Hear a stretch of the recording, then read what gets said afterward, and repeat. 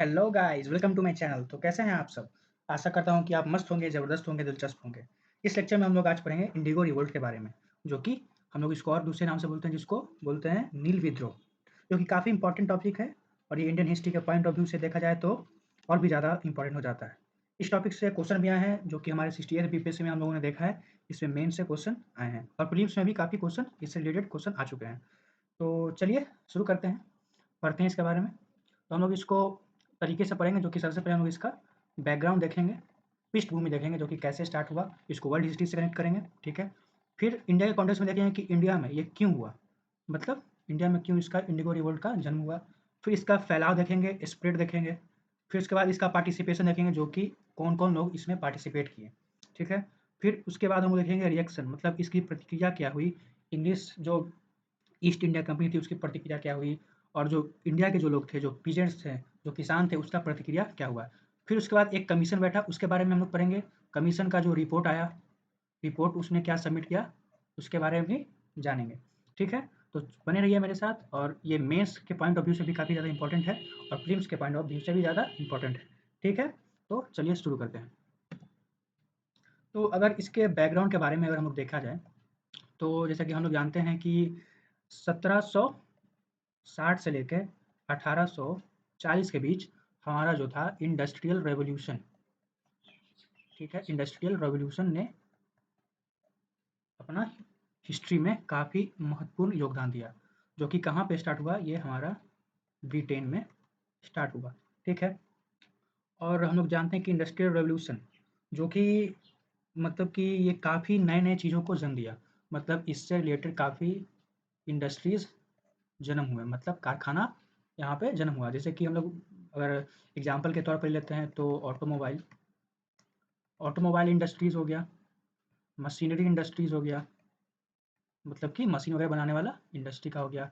Handloom industries हो गया, जो कि इंडिया से पहले जो रॉ मटेरियल जाता था और फिर वहाँ पे यूरोपियन मार्केट में बिकता था, ठीक है। इंडस्ट्रीज़, उस सब में सबसे जो मेन जो वजह बना इस रेवोल्यूशन का, वो था हमारा कॉटन इंडस्ट्रीज़, ठीक है। कॉटन इंडस्ट्रीज़, तो कॉटन इंडस्ट्रीज़ जो है, हम लोग जानते हैं कि इंडिया का जो कॉटन था वो उस टाइम ब्रिटेन में काफ़ी फेमस था, मतलब प्रचलित था, ठीक है।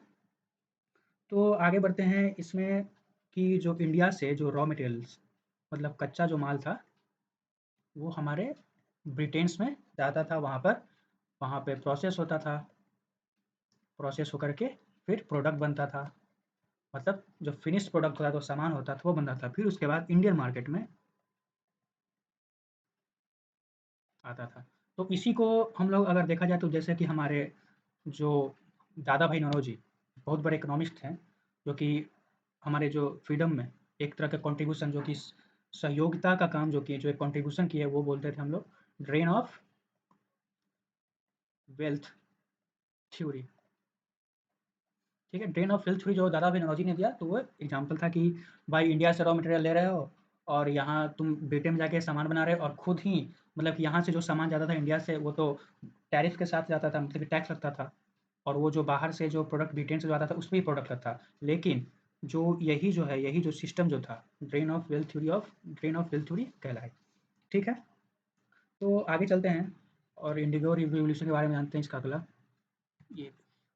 तो इंडिगो रिवोल्ट जो है, उसको हम लोग किस-किस नाम से जानते हैं? हम लोगों ने इसका जो बैकग्राउंड देखा कि इंडस्ट्रियल रेवोल्यूशन जो हुआ, उसकी वजह से ये एक तरह का जन्म दिया इसको, ठीक है। इंडिगो रिवोल्ट हम लोग जानते हैं नील विद्रोह, नील विद्रोह के नाम से जानते हैं, ठीक है। इसको एक और नाम देते हैं, जो कि होता है ब्लू म्यूटिनी के नाम से भी जानते हैं इसको। और जो हम लोग पढ़ ही रहे हैं, जो कि क्या है, इंडिगो रिवोल्ट। इंडिगो मतलब नील की खेती, नील, जो नीला-नीला जो होता है, वो नील, ठीक है। तो भाई जैसे कि हम लोगों ने देखा कि इंडस्ट्रियल रिवॉल्यूशन जो हुआ ब्रिटेन में, वो प्रेरित किया एक तरह से, क्या प्रेरित किया कि भाई जो भारत की जो भूमि है, वहाँ पे जो फर्टिलिटी सॉइल की, फिर वेदर कंडीशन, मतलब यहाँ का मौसम, वो क्या फेवर करता है, वो फेवर करता है नील उगाने का, नील प्रोडक्शन, नील की खेती, ठीक है, नील की खेती यहाँ पे काफ़ी ज़्यादा फेवरेबल होती है, इंडिया की जो लैंड है, जो ज़मीन है, ठीक है? इसलिए एक तरह से जो यहाँ पे प्रेरित किया गया इसको, प्रेरित हुआ इंडिगो प्रोडक्शन के लिए, ठीक है? तो अगर देखा जाए कि ये स्टार्ट कैसे हुआ, ठीक है? ये जो रेवोल्यूशन हुआ ये अचानक से तो नहीं जन्म ले लिया, ठीक है? तो आगे बढ़ते हैं हम लोग, क्या इसका आगे कॉन्टेक्स्ट जो देखते हैं। तो जैसा कि कहते हैं कि हर एक रेवोल्यूशन जो विद्रोह होता है, उसका जो कलर जो होता है, लाल होता है, ठीक है? लेकिन इस केस में हम लोग देखते हैं कि जो रेवोल्यूशन का, जो विद्रोह का जो कलर था, वो लाल नहीं था भैया, लाल नहीं था, क्या था? ब्लू था, ठीक है? तो रेवोल्यूशन का रंग क्या था? इंडिगो रिवोल्ट में ब्लू था। क्यों था भाई? कि नील का रंग होता है, वो ब्लू होता है, ठीक है? तो जैसे कि हम लोग इसका देखते हैं कि 1859 1859 में ये हमारा बंगाल का जो है, बंगाल का एक डिस्ट्रिक्ट है जिसका नाम है नादिया डिस्ट्रिक्ट, नादिया, ठीक है? याद रखेंगे कहाँ से भाई स्टार्ट हुआ, ये नादिया डिस्ट्रिक्ट से स्टार्ट हुआ, बंगाल में ये पड़ता है। तो नादिया डिस्ट्रिक्ट में जो क्या हुआ कि वहाँ पर अचानक से तो नहीं हुआ, लेकिन धीरे-धीरे नन नॉन वायलेंट स्ट्राइक, मतलब एक तरह का हड़ताल हुआ नादिया डिस्ट्रिक्ट में, और धीरे-धीरे मतलब इसका जो स्प्रेड हुआ नादिया डिस्ट्रिक्ट से जाकर के जो सबसे एक्सट्रीम हुआ, जो सबसे मोस्ट पावरफुल जहाँ पर जो हुआ, उस डिस्ट्रिक्ट का नाम है पवना डिस्ट्रिक्ट, ठीक है? पवना डिस्ट्रिक्ट में ये काफ़ी ज़्यादा एक्सट्रीम हुआ। इसको मतलब कि एक हिस्ट्री के जो अध्याय में, इतिहास के अध्याय में ये जो पवना डिस्ट्रिक्ट है, ये काफ़ी ज़्यादा मतलब कि अपने आप में बहुत ज़्यादा बड़ा मायने रखता है, ठीक है? तो कहाँ से स्टार्ट हुआ?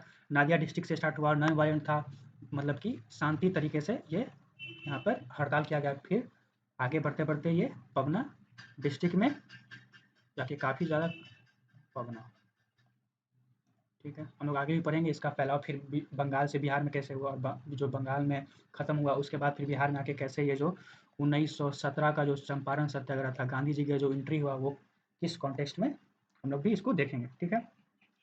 तो जो इंडिगो रिवोल्ट था, वो हमारा मतलब कि दो तरीके से अगर देखा जाए तो नील की जो खेती होती थी, वो हमारा दो मेथड था, दो मेथड दो मेथड से हमारा जो नील की जो खेती थी, जो बंगाल में जो होती थी, उसका नाम था एक रैयती सिस्टम, रैयती सिस्टम, और दूसरा जो सिस्टम था, उसका नाम था निज अवध, निज अवध मेथड, ठीक है? दो सिस्टम था, एक रैयती सिस्टम था, एक निज अवध सिस्टम था। तो सबसे जो मतलब कि मेन इम्पोर्टेंट जो रोल प्ले करता है इस मूवमेंट को जो स्प्रेड करने में, जो कि इस किस वजह से जो कि ये मूवमेंट हुआ, वो था हमारा रैयती सिस्टम, रैयती मेथड, रैयती सिस्टम या मेथड, ठीक है? निज अवध भी मेथड था, क्या था हम लोग बढ़ेंगे, लेकिन उसका इतना ज़्यादा इंपॉर्टेंट रोल प्ले नहीं था, इसकी वजह से ये मूवमेंट नहीं स्टार्ट हुआ। मूवमेंट स्टार्ट हुआ जो कि बहुत बड़ा, जो आगे जाके जो ये जन्म लिया, वो था रैयती सिस्टम की वजह से। तो निज निज अवध मेथड के बारे में जानते हैं कि ये क्या था। निज निज अवध जो मेथड था, उसमें क्या होता था कि जो यूरोपियन प्लांटर्स थे, मतलब कि यूरोप के जो यूरोप के जो खेतिहर थे, जो उनका यहाँ पर ज़मीन था, क्या था? यूरोपियन प्लांटर, ये अपनी ज़मीन पे ही खेती क्या करते थे, और इनका यहाँ पे खुद डायरेक्ट कंट्रोल था, डायरेक्ट कंट्रोल, ये खुद कंट्रोल करते थे इस ज़मीन पे जो इंडिगो, मतलब कि कैसे करना है, कितने मात्रा में करना है भाई, कहाँ एक्सपोर्ट करना है, कहाँ पर देना है, ये यूरोपियन प्लांटर जो अपनी ज़मीन पे खेती करते थे, उस सिस्टम को क्या बोलते थे? निज अवध मेथड। और जो सबसे जो दिक्कत वाला भाई मेथड था, वो था भाई हमारा रैयती सिस्टम, ठीक है? अब रैयती सिस्टम क्या था? उसी की वजह से तो ये सारा जो है रिवॉल्यूशन हुआ, रिवोल्ट हुआ। तो भाई देखते हैं रैयती सिस्टम, रैयती मेथड या सिस्टम, ठीक है? इसमें क्या था कि जो किसान थे, बंगाल के जो किसान थे, वो अपने खेत में अपने खेत में नील की खेती करते थे, ठीक है? लेकिन यहाँ पर क्या था भाई कि उनको एक कॉन्ट्रैक्ट साइन करना होता था। कॉन्ट्रैक्ट साइन किससे करना होता था? वो था भाई यूरोपियन प्लांटर। तो अगर हम लोग कॉन्ट्रैक्ट के बारे में अगर चर्चा करें, तो ये कॉन्ट्रैक्ट में क्या-क्या प्रोविज़न थे, वो जान लेते हैं। उसमें ये था कि जो प्लांटर जो थे, वो किसान को एडवांस में ही पैसा दे दिया करते थे। Planter give some advances to the ryots, ठीक है? किस लिए देते थे? क्योंकि उनको काफ़ी मतलब कि ज़रूरत पड़ती थी किसानों को, क्योंकि इंडिगो में फर्टिलाइज़र यूज़ होता है इरिगेशन के लिए, फिर वहाँ से सप्लाई जो होता था वहाँ पर दूर-दूर फैक्ट्रीज़ के लिए, तो वो भी ट्रांसपोर्टेशन के लिए, फॉर ट्रांसपोर्टेशन, ठीक है? अब इसमें हम लोग देखते हैं कि जो रैयत थे, वो क्यों आते थे? कॉन्ट्रैक्ट लेने पे क्यों मजबूर थे? Why they choose to sign a contract, ठीक है? तो सबसे पहला रीज़न था क्योंकि उनको पैसा मिल रहा था एडवांस में, ठीक है? एडवांस में पैसा मिल रहा था। दूसरा, उन लोगों का जो सबसे मेन फेस्टिवल जो कि था दुर्गा दुर्गा फेस्टिवल, उन लोगों को सेलिब्रेट करना होता था रैयत को, इसलिए उससे भी खर्च आता था, इसलिए भी वो लोग प्रेफ़र करते थे कि हम लोग इस कॉन्ट्रैक्ट में आ जाएँ क्योंकि पैसा मिलता है। तीसरा अगर देखा जाए तो किस लिए एंटर करते थे कॉन्ट्रैक्ट में? क्योंकि they are afraid of unforeseen conditions, क्योंकि उनको पता नहीं था ना फ्यूचर में कि क्या होने वाला है, नहीं होने वाला है। बारिश होगी कि नहीं होगी, इरिगेशन होगा कि नहीं होगा, कल्टीवेशन होगा कि नहीं होगा। उसलिए वो लोग एक मतलब कहा जाए तो प्रिकॉशनरी मेथड की वजह से प्रिकॉशनरी वे की तरह वो लोग उनको पैसा मिला था, इसलिए वो लोग कॉन्ट्रैक्ट में आते थे। ठीक है, तो चलिए अब हम लोग आगे इसका एक समरी देख लेते हैं कि क्यों ये जो 2 सिस्टम था, जो 2 सिस्टम हमने अभी जो पढ़ाया उसका जो समरी देख लेते हैं। पहला सिस्टम क्या था? रैयती सिस्टम, ठीक है? और दूसरा जो था उसका क्या था? निज अवध, ठीक है? पहला रैयती सिस्टम, दूसरा निज अवध। इसका समरी एक बार देख लेते हैं। तो कॉन्टेक्ट किस लिए होता था भाई? पहला था गरीबी की वजह से, गरीबी की वजह से। फिर दूसरा था दुर्गा पूजा, भाई वो लोग को सेलिब्रेट करना होता है दुर्गा पूजा, ठीक है? और एडवांस में जो पैसा मिलता था वो लोग के लिए भाई एक तरह से एक टाइप का सिक्योरिटी मिल जाता था कि हाँ चलो, अनसीन जो वेदर कंडीशन है, अनसीन जो जो होता है, अनसीन सिचुएशंस के लिए एक तरह का बैकअप उन लोग को मिल जाएगा, ठीक है? तो ये जो कॉन्ट्रैक्ट था मतलब कि उसका जो रेट था, मतलब कि रेट क्या था भाई कि 2 रुपया, 2 रुपया पर बीघा के हिसाब से ये लोगों को जो यूरोपियन प्लांटर से जो एडवांस मिलता था वो था 2 रुपया पर बीघा, ठीक है? तो इसका जो टेन्योर था मतलब कि जो कॉन्ट्रैक्ट जो होता था ये कितने वर्षों के लिए होता था, कितने टेन्योर के लिए होता था? तो आपको जो होता था वो 1 साल के लिए भी होता था, 3 साल के लिए भी होता था, 5 साल के लिए भी होता था और 10 साल के लिए भी होता था, ठीक है? कितने साल के लिए होता था? 1 साल, 3 साल के लिए भी होता था, 5 साल के लिए भी होता था, 10 साल के लिए भी होता था, ठीक है? 5, 3, 1। तो भाई कोई फिक्स ये मतलब कि ईयर नहीं था कि भाई हाँ, कोई ऐसा कोई डॉक्यूमेंट नहीं लिखा हुआ था कि हाँ, जो किसान और यूरोपियन प्लांटर्स के बीच में जो अंग्रेज़ जो खेतीहर है, उनके बीच में बस इतना ही साल का कोई मिनिमम ये फिक्स नहीं था। अपने मन के ऊपर भाई करना है और उसका अपना टर्म था। कोई भी किसान का इसमें अपना मर्ज़ी नहीं चलता था, ठीक है? अब देखते हैं कि इसमें जो स्टार्ट हुआ, वो हमारे जो नादिया डिस्ट्रिक्ट के किसान जो थे, वो हमारे जो स्टार्ट किए हैं मतलब कि जो क्यों किए भाई? क्यों?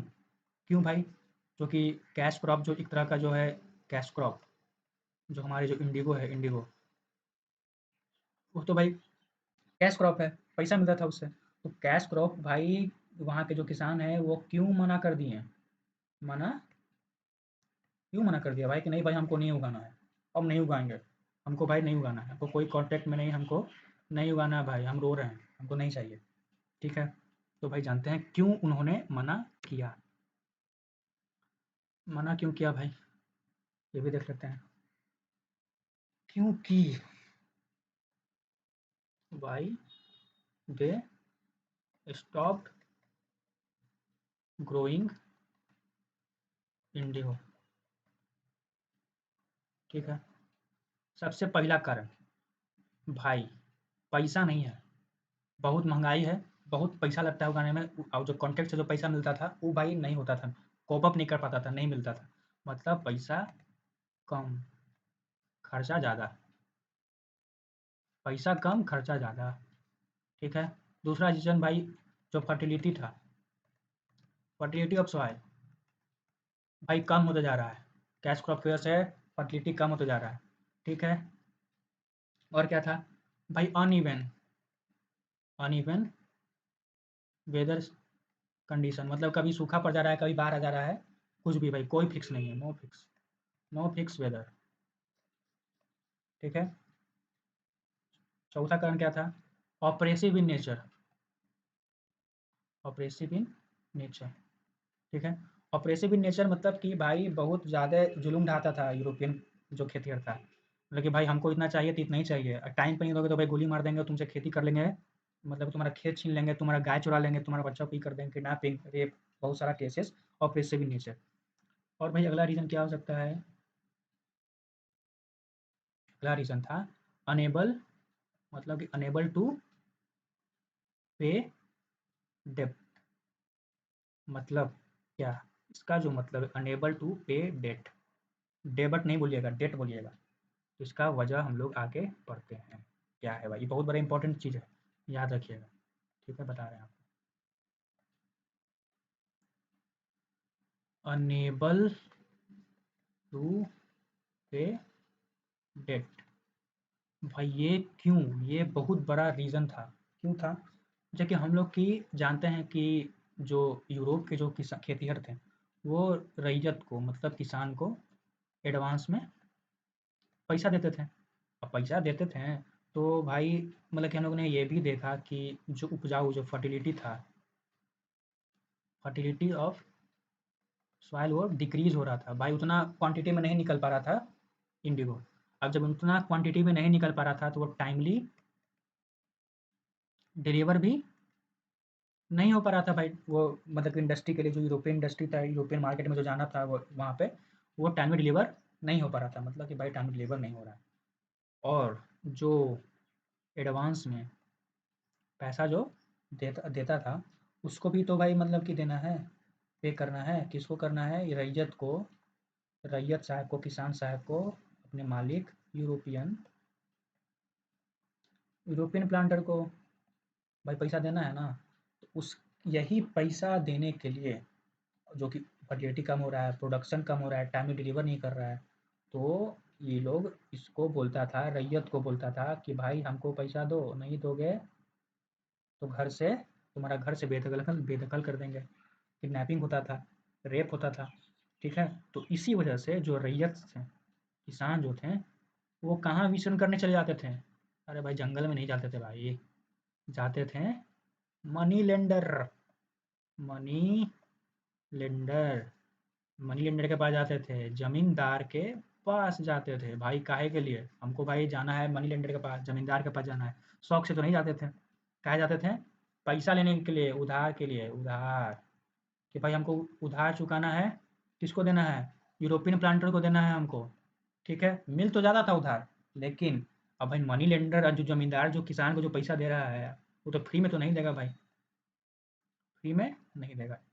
तो ये भी अपना एक तरह का इंटरेस्ट रेट पे पैसा देगा ना जी, कि हाँ हम आज 4 मतलब कि 6 महीना के लिए दे रहे हैं आपको पैसा, 6 महीने के बाद हमको 5% इंटरेस्ट के साथ इतना पैसा लौटा दीजिएगा, ठीक है? अब तो इनके पास यूरोपियन कंट्री के पास पैसा देने के लिए पैसा नहीं है, ठीक है? अब यूरोपियन प्लांटर को पैसा देने के लिए ये जाते थे, हमारे कहाँ जाते थे भाई, यूरोपियन प्लांटर्स का जो पैसा था वो देने के लिए जाते थे मनी लेंडर के पास। ठीक है, मनी लेंडर, जो गांव के जो मनी लेंडर थे, मनी लेंडर जमींदार, बड़का बड़का जो जमींदार था उसके पास जाया करते थे। तो बदले में मनी लेंडर भी भाई हम बोले कि हमको ऐसा ही दे देंगे, फ्री में दे देंगे, पैसा लेंगे ना जी। पैसा लेकर के इंटरेस्ट रेट पे एक तरह से वो लोग देते थे। किसको देते थे? रैयत को। ठीक है, तो मतलब कि एक तो पहले से पैसा नहीं है, ऊपर से और उधारी चल रहा है, तो कहाँ जाएंगे? हालत तो खराब होगा करेगा किसान का। ठीक है, तो ये भी एक बहुत बड़ा रीज़न था कि किसान जो थे, रैयत थे वहाँ पे, वो डिनाई कर रहे थे कि भाई नहीं, हमको खेती नहीं करना है। इसलिए ये रीज़न था कि हमको खेती किस लिए नहीं करना है, फर्टिलिटी कम हो रहा है, टाइमली डिलीवर नहीं हो रहा है, एडवांस जो पेमेंट करना है उसके लिए अनेबल टू पेमेंट जो डेट है वो लोग से नहीं हो पा रहा था। ठीक है, अब आगे चलते हैं। अब आगे जो जो चलते हैं इसमें पार्टिसिपेंट के बारे में जानते हैं कि भाई ये जो था इसमें पार्टिसिपेंट्स मतलब कि कौन कौन बढ़ चढ़ के हिस्सा लिया। ये जो नील विद्रोह जो था, जो कि हमारा नादिया डिस्ट्रिक्ट से स्टार्ट हुआ, फिर जाके स्ट्रीम हो गया भाई पावना डिस्ट्रिक्ट में, बंगाल के जो पावना डिस्ट्रिक्ट था वहाँ पे जो स्ट्रीम हुआ, तो उसके जो पार्टिसिपेंट थे, पार्टिसिपेंट मतलब कि कौन कौन इसमें भाग लिए। ठीक है, भाग कौन कौन लिए, तो भाई इसमें सबसे पहला जो हो जाता है रैयत। रैयत मतलब मेन, रैयत में मेन, फिर साथ में वुमेन्स, वुमेन्स तीसरा जो थे वो थे कुछ जमींदार, मतलब जमींदार भी थे, जमींदार भी थे। चौथा क्या था? चौथा जो इसका जो इसमें पार्टिसिपेंट कौन कौन किए? Middle class educated, middle class educated मतलब कि वहाँ के जो लोग थे वो मिडिल क्लास एजुकेटेड पर्सन। ठीक है, मिडिल क्लास एजुकेटेड पर्सन, जमींदार, औरतें और मेन रैयत। तो एक तरह का जो सवाल है कि भाई जमींदार जो थे उनको तो फ़ायदा हो रहा था।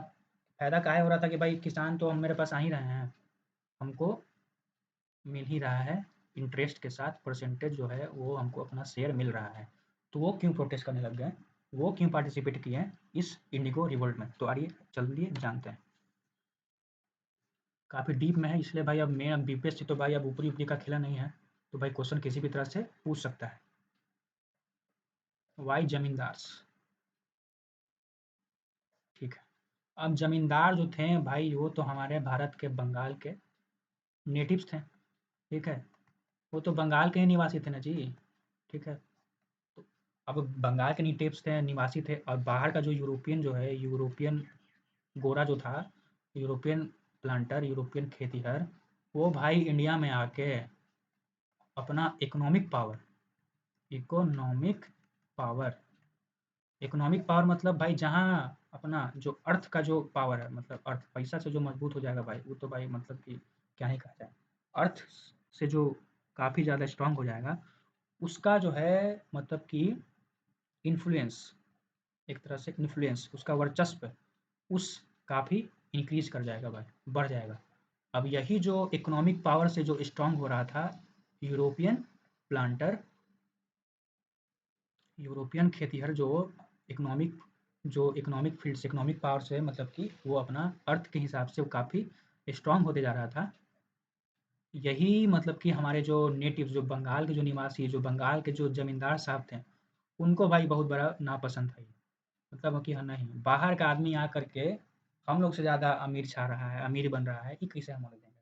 इसलिए उन्होंने मतलब कि साथ में पार्टिसिपेट किया। ठीक है, तो भाई ज़मींदार लोग किस लिए पार्टिसिपेट किए हैं? उनको भाई पसंद नहीं आ रहा था कि भाई बाहर का आदमी आके अमीर बन रहा है, हम लोग गरीब बन जा रहे हैं, हम लोग को उतना पैसा नहीं मिल रहा है।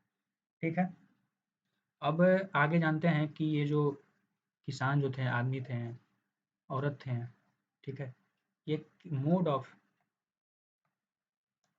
रिवोल्ट क्या था भाई? किस तरह से रिवोल्ट किए? ठीक है, अब भाई इंडियन हिस्ट्री के कॉन्टेक्स्ट में बहुत बार रिवोल्ट है, तो भाई किस तरह से रिवोल्ट किए? शांति से तो शुरू में तो भाई शांति से हुआ, बाद में जो कि हो गया बूम बम डिम डम। ठीक है, तो चलिए आगे देखते हैं क्या हुआ इसके बाद। ठीक है, पेज चेंज कर लेते हैं। ठीक है, मोड ऑफ प्रोटेस्ट 1859 में स्टार्ट हुआ Nadia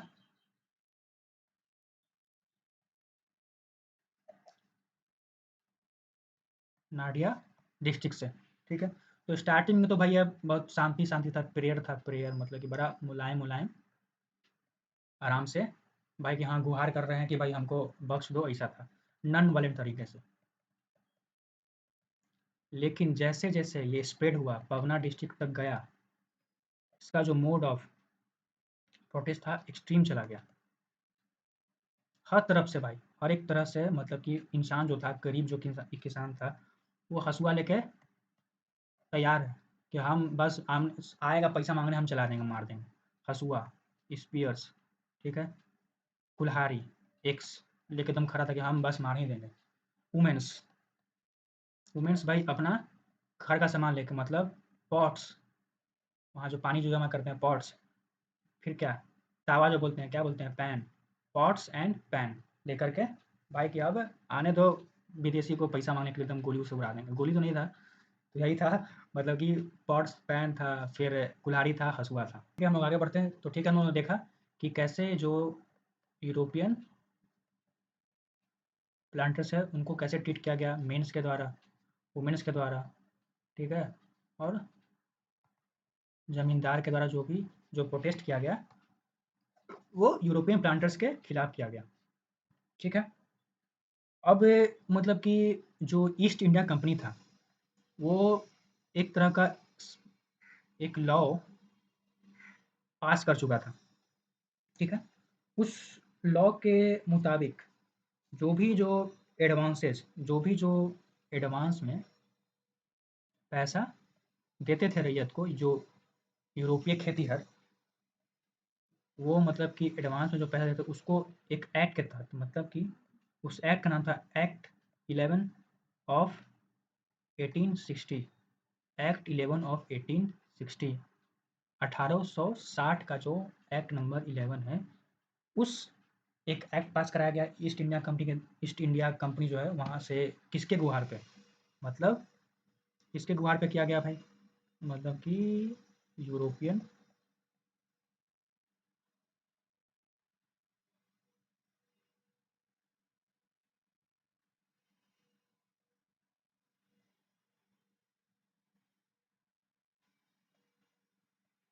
act 11 of 1860, European planters association, ठीक है, एसोसिएशन के द्वारा ये एक्ट पास कराया गया।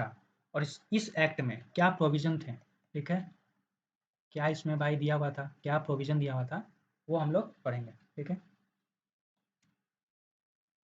प्रोविज़न बहुत सिंपल था, इसमें ज़्यादा दिमाग लगाने की ज़रूरत नहीं है। प्रोविज़न्स ऑफ एक्ट 11 ऑफ 1860, इस एक्ट में ये लिखा हुआ था कि जो मतलब कि एडवांस जो दे रहे हैं रैयत को, अगर वो टाइमली अगर रीपे नहीं किया गया तो उस एक्ट को क्या बोलेंगे, वो क्रिमिनलाइज़ कर दिया, क्रिमिनलाइज़ कर दिया मतलब कि भाई आप अपराधी बन गए, अपराधी बन जाइएगा। मतलब कि अगर आपको वो रैयत अगर यूरोपियन प्लांटर्स को वो नहीं देता है तो वो उस एक्ट को ब्रीच ऑफ एक्ट को उसको कहते हैं ब्रीच, इंग्लिश में ब्रीच ऑफ एक्ट, ठीक है। ब्रीच ऑफ एक्ट जो होता है उसमें है कि वो एक्शन आपका जो पैसा ना जमा करना वो क्रिमिनलाइज़ कर दिया गया, आप अपराधी बन जाइएगा, ठीक है, ये प्रोविज़न था। तो भाई यूरोपियन सब बहुत ज़्यादा तेज़ था, पहले ये लोग एक्ट एगो पास करा चुका था, ठीक है।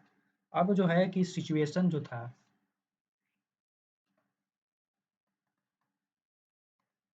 सिचुएशन जो अवस्था थी सिचुएशंस ऑफ रैयत, वो काफ़ी दयनीय थी भाई, बहुत ज़्यादा दयनीय थी। तो एक दिन क्या हुआ कि बहुत सारे जो रैयत थे और औरतें जो थी वुमेन, रैयत रैयत वही जो मेन वुमेन शब्द जो है मेन प्लस वुमेन, ठीक है। एक दिन क्या हो रहा था कि नदी के किनारे भगवान से प्रेयर कर रहे थे, प्रेयरिंग प्रेयरिंग क्या प्रेयर कर रहे थे कि भाई सरकार से कुछ ऐसा लॉ पास करा दो जो कि जो हम लोग जो फँसे हुए हैं इस कॉन्ट्रैक्ट में जो फँसे हुए थे, उसका कोई ऐसा उपाय बता दो, कोई ऐसा उपाय निकाल दो जिससे हम लोग बच जाएँ, ठीक है? कोई उद्धार कर दो भाई, मतलब ऐसा कुछ प्रे कर रहे थे। तो ये जो लाइन लगा के प्रे कर रहे थे, लाइन लगा के प्रे कर रहे थे, नदी के किनारे। तो उस टाइम के जो बंगाल के लेफ्टिनेंट गवर्नर जो थे, उस टाइम के लेफ्टिनेंट गवर्नर का नाम क्या था? उस टाइम के लेफ्टिनेंट गवर्नर का नाम था जेपी ग्रांट, ठीक है? जेपी ग्रांट, ठीक है? तो वो भाई उस टाइम घूम रहे थे, विचरण कर रहे थे, ठीक है? घूम रहे थे। तो उन्होंने ये जो लाइन्ड अप रैय्यत को देखा, प्रेयर करते हुए देखा। तो भाई ये जो हमारे जेपी ग्रांट साहब जो है ना, ये एकदम गऊ आदमी, ठीक है? गऊ आदमी था। मतलब कि उनको दया आ गया भाई कि जानने का उत्सुक हो गया कि भाई ये काहे लाइन लगा के ऐसा कर रहा है, क्या हो गया इन लोग को? गऊ आदमी, ठीक है? एकदम सीधा-साधा, बहुत मार्मिक आदमी, बहुत मतलब कि मनोहर टाइप के, कि भाई होता है ना एकदम ममता वाला इंसान, कि बहुत ममता लग रहा है हमको, ऐसा इंसान जेपी ग्रांट, ठीक है? वो देख लिए। तो उनकी नज़र में ये जो है कॉन्ट्रैक्ट का जो सिचुएशन था, जो रैयत के साथ जो हो रहा था, वो उन्होंने देखा, ठीक है? तो इन्होंने मतलब कि इन्हीं का जो है कि स्टेप की वजह से जो आगे का जो भी प्रोसेस हुआ, वो हुआ, ठीक है? तो उन्होंने जेपी ग्रांट साहब ने भाई गुहार लगाया, सीधे गेट ठकठकाया भाई ब्रिटिश गवर्नमेंट वहाँ पर जो है इंग्लैंड में, कि भाई देखिए, हमारे जो बंगाल में जो किसान की जो स्थिति है, वो कैसा हो गया है, क्यों ऐसा कर रहे हैं? उसका जो pros and cons of contract जो है, pros and cons of contract जो कि किसके-किसके बीच में होता था यूरोपियन प्लांटर और रैयत के बीच में जो जो कॉन्ट्रैक्ट होता होता है, उसके बारे में जानने के लिए एक गुहार लगाया गया कि भाई कोई कमीशन बैठाइए, क्या वजह है कि किसान लोग इतना प्रोटेस्ट कर रहे हैं, इतना एक्सट्रीम हो गया है, ठीक है? तो उस कमीशन बैठा, ठीक है? Commission setup. कमीशन कब सेटअप हुआ? कमीशन तुम्हारा जाके सेटअप हुआ मार्च 1860 में, ठीक है? इसके मेंबर्स भी हम लोग देखेंगे, कितने मेंबर्स थे, वो सब देखेंगे, ठीक है? मार्च 1860 में ये कमीशन बैठा, एस्टेब्लिश किया गया, और इसने अपना जो रिपोर्ट जो भी होता है कि भाई क्या है प्रोज एंड कॉन्स, क्या दिक्कत है, कैसा है, क्या मतलब क्यों ये लोग प्रोटेस्ट कर रहे हैं, कितना हद तक सही करना है प्रोटेस्ट, कितना हद तक गलत है, रिपोर्ट सबमिटेड इन अगस्त 1860। 1860 में इन्होंने एक रिपोर्ट सबमिट कर दिया इस कमीशन में, ठीक है? अब ये जो है क्या-क्या मतलब कि इसमें जो मेंबर्स थे, कमीशन जो सेटअप किया गया, उसमें कितने मेंबर्स थे, उनका नाम क्या था, वो हम लोग जानते हैं।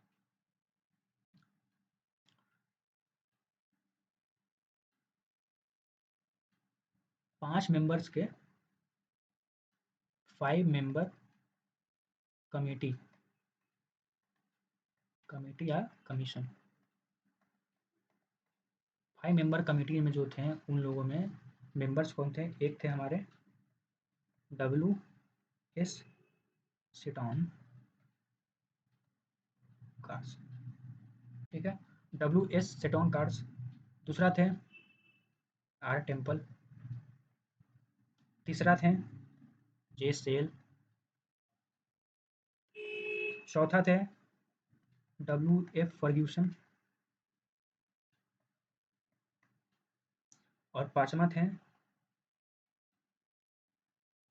चंद्र मोहन चैटर्जी, ठीक है? ये दोनों ब्रिटिश गवर्नमेंट की तरफ से, ठीक है? तो डब्ल्यू.एस. सेटन कार्ड्स और आर टेम्पल किसके किसके तरफ से थे? ये थे हमारे ब्रिटिश गवर्नमेंट की तरफ से थे। नाम याद कर लीजिएगा, R Temple, J. Sell, W. Ferguson, Chandra Mohan Chatterjee, ठीक है? 5 मेंबर का कमेटी बैठा गया। तो ये जो कमेटी जो रिपोर्ट सबमिट किया गया, कब सबमिट किया गया? अगस्त 1860 में जो रिपोर्ट सबमिट किया गया, तो इसमें क्या उन्होंने बताया, क्या फाइंड आउट किया, वो पढ़ते हैं। क्या इन लोगों ने फाइंड आउट किया?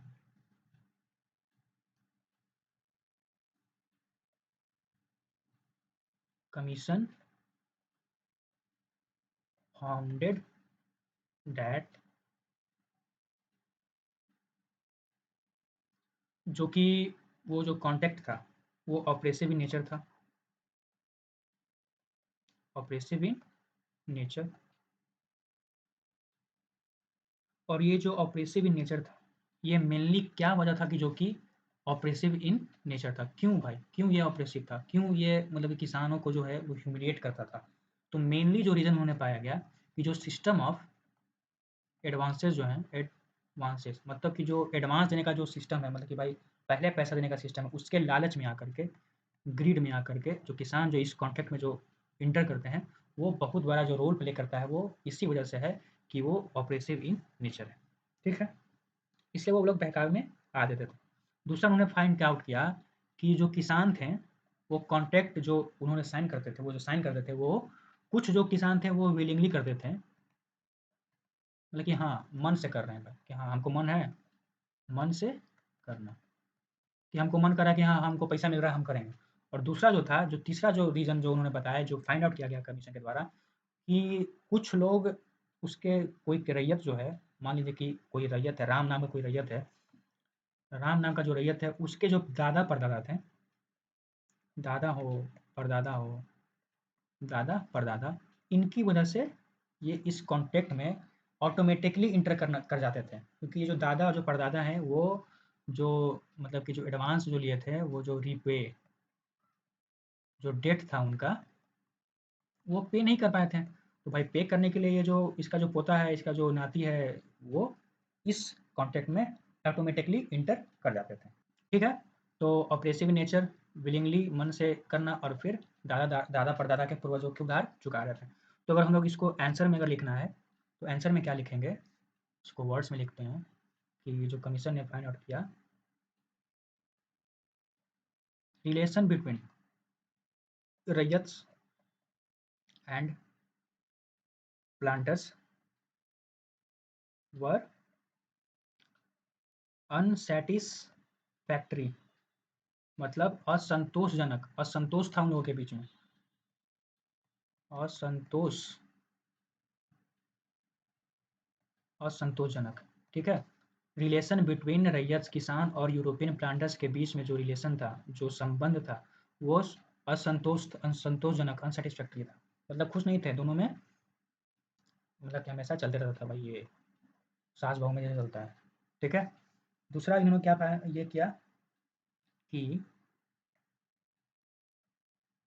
अ reform should be placed before the ryots for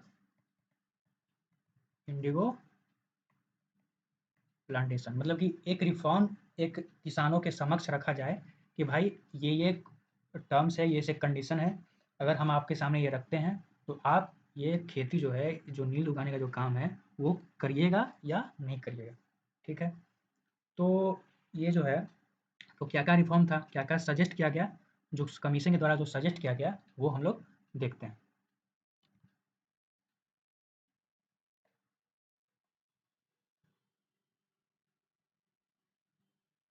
suggested reforms by the commission. ठीक है? सबसे पहला रिफॉर्म जो है कि जो रैयत जो हैं, किसान जो हैं, वो अपने मन के मुताबिक खेती करेंगे, नील की खेती करेंगे, अपने विश और टर्म के मुताबिक। उन पे मतलब किसी भी कोई भी यूरोपियन प्लांटर उन पे फोर्स नहीं कर सकता है। फिर दूसरा भाई क्या किया गया, दूसरा क्या रिफॉर्म किया गया कि कॉन्ट्रैक्ट जो है वो होगा सिंपल, अपने टर्म में काफ़ी ज़्यादा सिंपल होगा, कोई कॉम्प्लेक्स नहीं। अब जो कॉन्ट्रैक्ट का जो टेन्योर था, जो कि पहले कैसे हम लोग ने 3 साल देखा, 1 साल देखा, 5 साल, 10 साल का कॉन्ट्रैक्ट रहता था, तो वो नहीं, बस सिर्फ़ कितना का होगा, वो होगा 12 मंथ का। ठीक है? तीसरा जो रिफॉर्म उन्होंने सजेस्ट किया कि ये जो कॉन्ट्रैक्ट जो 12 मंथ का है, no scope of renewal, no scope of renewal, मतलब कि भाई दादा परदादा वाला सिस्टम खत्म, कि भाई मेरा मेरा दादा नहीं चुका पाए, तो उसका पोता खेती कर रहा है, उसका उधार चुका रहा है, वो सिस्टम खत्म कर दिया गया। ठीक है? चौथा क्या किया गया? जो आपसी सहमति से, मतलब कि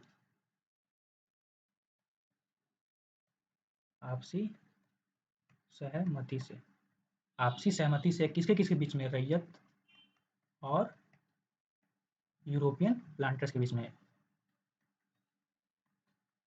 यूरोपियन प्लांटर्स के बीच में एक आपसी सहमति होगी कि भाई हम आपके लैंड पे इतना पोर्शन पे खेती करेंगे, इतना पोर्शन पे खेती करेंगे। ये नहीं कि जितना यूरोपी वाला बोले कि हाँ, तुम्हारा 2 बीघा ज़मीन है, 2 बीघा पे खेती करो, नहीं, ऐसा नहीं होता था। किसान और प्लांटर के बीच सहमति होता था, उसके हिसाब से वो लोग खेती करता था। ठीक है? तो हम लोगों ने अभी क्या-क्या देखा, एक बार रिवाइज़ कर लेते हैं।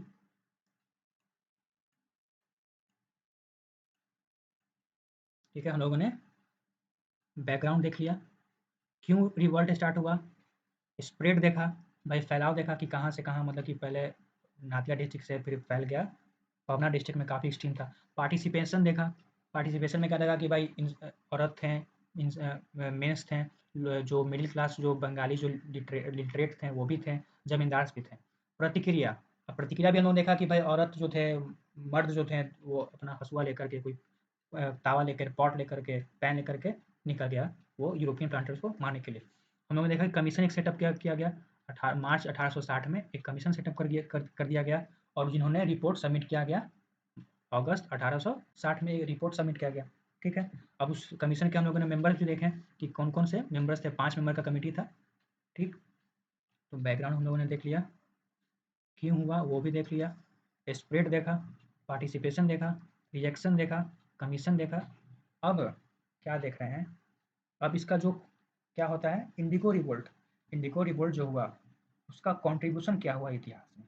ये मतलब कि बहुत बड़ा एक कंट्रीब्यूशन हुआ बिहार, ये इंडियन हिस्ट्री के कॉन्टेक्स्ट में देखा जाए तो ये कंट्रीब्यूशन ऑफ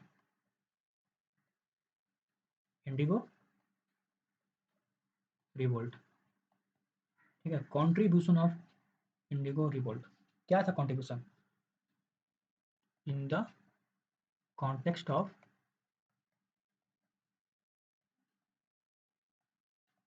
इंडियन हिस्ट्री। इसका जो कंट्रीब्यूशन है हम लोगों ने एक एक करके देखेंगे। सबसे पहला जो था लिटरेचर। लिटरेचर, ठीक है, लिटरेचर में उन दिनों था जो दीनबंधु, दीन बंधु, दीन बंधु के द्वारा एक प्ले लिखा गया, प्ले, नाटक, जिसका नाम क्या था, नील दर्पण। नील दर्पण, ठीक है। नील दर्पण जो लिखा गया वो मतलब कि जर्नल में जो ये जो प्ले लिखा गया, इसे दर्शाया गया कि भाई जो किसान है, जो रैयत है, उनका जो सिचुएशन है कैसा है बंगाल में, किस तरह से वो जी रहे हैं, उनके साथ जो सुलूक किया जा रहा है यूरोपियन प्लांटर्स के द्वारा, वो इसमें दर्शाया गया। तो एक कंट्रीब्यूशन ये था, नील दर्पण। ठीक है, दूसरा क्या मतलब कि इसका कंट्रीब्यूशन था, ये आपका जा करके एक तरह से क्रिएटेड अ बेस, या इसको प्लेटफॉर्म बोलते हैं, platform for further revolt, further agrarian revolt लिख सकते हैं इसको, एग्रेरियन, एग्रेरियन रिवोल्ट, मतलब आगे चल के जो सोशियो रिलीजियस जो मूवमेंट हुए उसका एक तरह से एक आइडल बनाइए। ठीक है, बेस बना, भाई इससे एक एग्जाम्पल बनाइए कि इंडिगो रिवोल्ट जो हुआ, किसान कैसे मतलब कि अपने आवाज़ को गिरने नहीं दिए, वो प्रोटेस्ट करते रहे, और आगे और भी रिवोल्ट हुआ, हम लोग आगे भी पढ़ेंगे। ठीक है, तो ये हमारा दो कॉन्ट्रीब्यूशन हुआ। अब आगे चलते हैं, आगे इसमें जो हम लोग देख रहे हैं कि आगे क्या है। आगे देखा जाए तो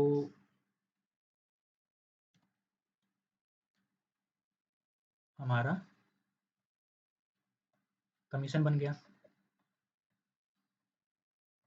कमीशन बन गया, कमीशन ने रिपोर्ट सबमिट किया, सबमिट करने के बाद रिफॉर्म लाए गए, रिफॉर्म लाने के बाद यहाँ पे जो कॉन्ट्रैक्ट था, कॉन्ट्रैक्ट को कैंसिल कर दिया गया, मतलब कि अब खारिज हो गया भाई, कॉन्ट्रैक्ट अब नहीं चलेगा। रिफॉर्म में जो आया वो कॉन्ट्रैक्ट वो आपसी सहमति से जो होगा वो होगा, ठीक है। अब यहाँ से तो 1860 में बंगाल में जो इंडिगो रिवोल्ट हुआ,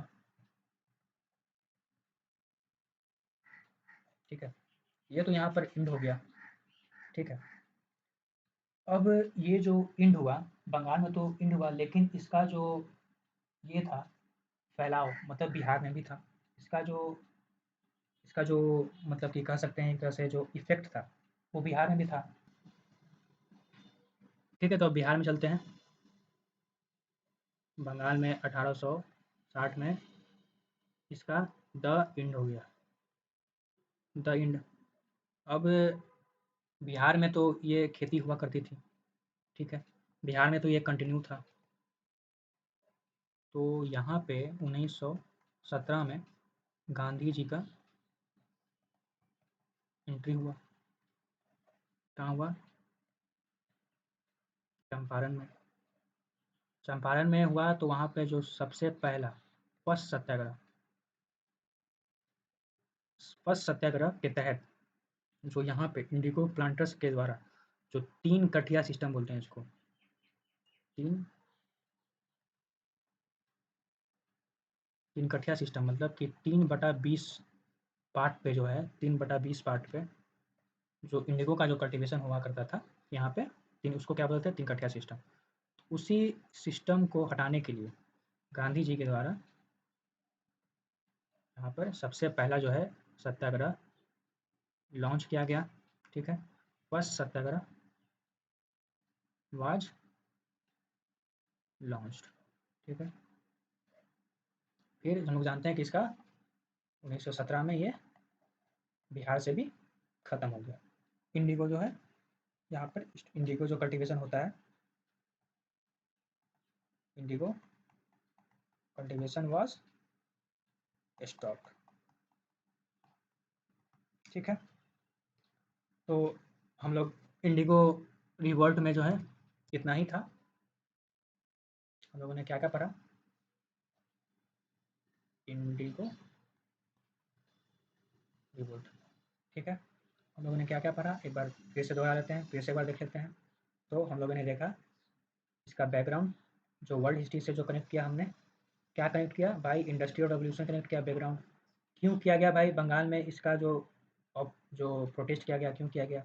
इसका फैलाव देखें हम लोग कि कहाँ से कहाँ तक ये स्प्रेड हुआ, मतलब कि पहले तो नादिया डिस्ट्रिक्ट था, फिर बंगाल के, फिर जो जा कर के पावना डिस्ट्रिक्ट, फिर बिहार में आके चंपारण, ठीक है, चंपारण डिस्ट्रिक्ट में आके खत्म हुआ। पार्टिसिपेशन हम लोगों ने देखा कि भाई मेंस वुमेन्स जमींदार और बंगाल के मिडिल क्लास लिटरेट। रिएक्शन हम लोगों ने देखा कि रिएक्शन कैसा था, प्रतिक्रिया था, किसके द्वारा देखा गया? रैय्यत के द्वारा, रैय्यत के द्वारा प्रोटेस्ट किया गया, और यूरोपियन प्लांटर्स के द्वारा रेप, किडनैपिंग, जो वहाँ के किसान के जो कैटल्स थे, गाय थे, जो उनका जो मवेशी लोग, वो कैटल्स वर स्टोलन, चोरी कर लिया जाता था, ठीक है। कमीशन हम लोगों ने देखा, कमीशन सेटअप किया गया, कमीशन के द्वारा, जो कि क्या था? रिफॉर्म, उसके द्वारा सजेशन दिया गया, सजेशन भी हम लोगों ने पढ़ा, सजेशन सजेशन क्या था?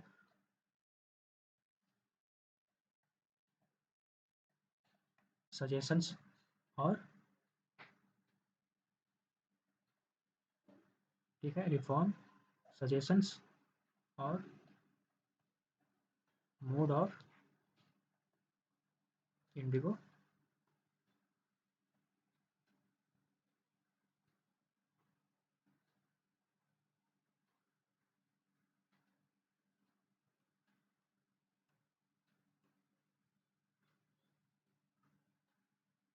Mode of indigo plantation to be opted, ठीक है। फिर हम लोगों ने देखा, क्या देखा? बिहार में इसका, इन बिहार बिहार में कैसे यहाँ पर बिहार में कैसे जो 1917 में पहला सत्याग्रह के चलते जो गांधी जी के द्वारा इसको ख़त्म किया गया। ठीक है, तो हम लोगों ने इस लेक्चर में जो कि काफ़ी अभी जो बीपीएससी 68 बीपीएससी के मेंस में ये क्वेश्चन आया था इंडिगो रिवोल्ट के बारे में लिखने के लिए, वो हम लोगों ने इस लेक्चर में कंप्लीट किया। प्रीलिम्स में भी इससे रिलेटेड क्वेश्चन आते हैं जो कि 69th के पॉइंट ऑफ व्यू से इम्पॉर्टेंट है। मेंस में भी ये लेक्चर काफ़ी यूज़फुल होगा। हम लोगों ने सारा चीज़ पढ़ा इसके बारे में टोटल। ठीक है, तो आज के इस वीडियो लेक्चर में बस इतना ही।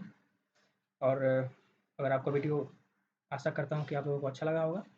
ठीक है, तो आज के लिए बस इतना ही रहने देते हैं, फिर नेक्स्ट वीडियो में आपसे मिलते हैं। तब तक के लिए thank you, until then, bye.